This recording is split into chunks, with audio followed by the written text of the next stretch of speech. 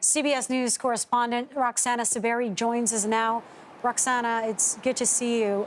You attended an IDF press conference today where you asked a spokesperson there about the criticism of Israel's campaign in Gaza and the loss of civilian life. What did they tell you? Yeah, I asked an IDF spokesperson, Lieutenant Colonel Hecht, about the civilian casualties in Gaza, now at over 5,000 dead and more than 15,000 injured, according to Gaza's Ministry of Health. Lilia, he said, we're going to do as much as we can to not hurt civilians because that's not what we do, like they, meaning Hamas, did. But Hamas doesn't care about their people, he said, and they live entrenched themselves within the population.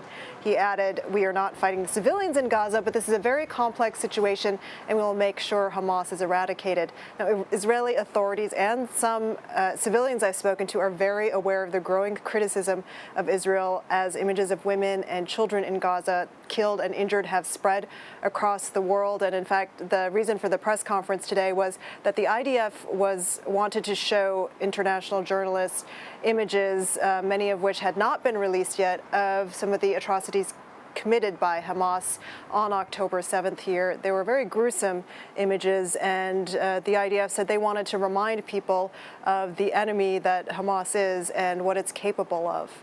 Lilia? Well, many would say one doesn't cancel out the other or justify the killing of civilians. But I understand Israeli officials also talked about that there might be Hamas militants still hiding in Israel after the attacks on October 7th.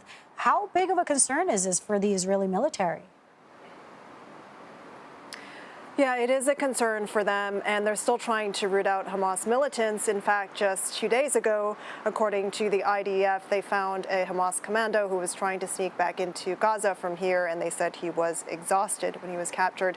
The IDF said around 2,000 Hamas militants entered Israel on October 7th, and hundreds were killed. Some returned to Gaza with hostages, and several dozen were captured. But there may still be some in hiding here, and some Israeli civilians I've spoken to over the past couple of days say they are on edge about that as well.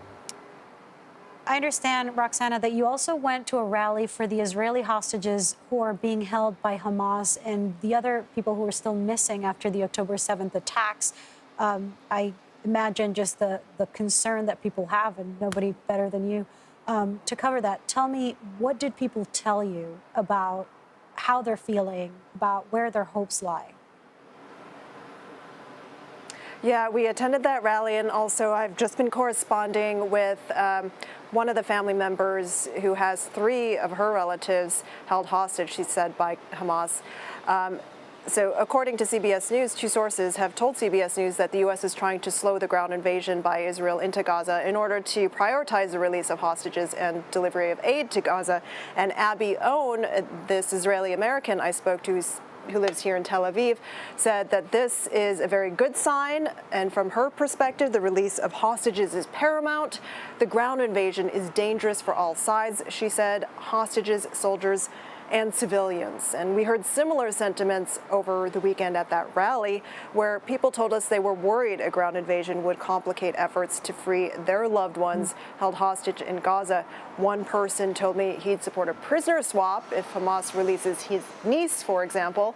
Israel should release Hamas prisoners here. And they also said they were encouraged by Hamas's release of 2 Israeli-American hostages on Friday. They hoped it was a sign that more hostages would be released soon.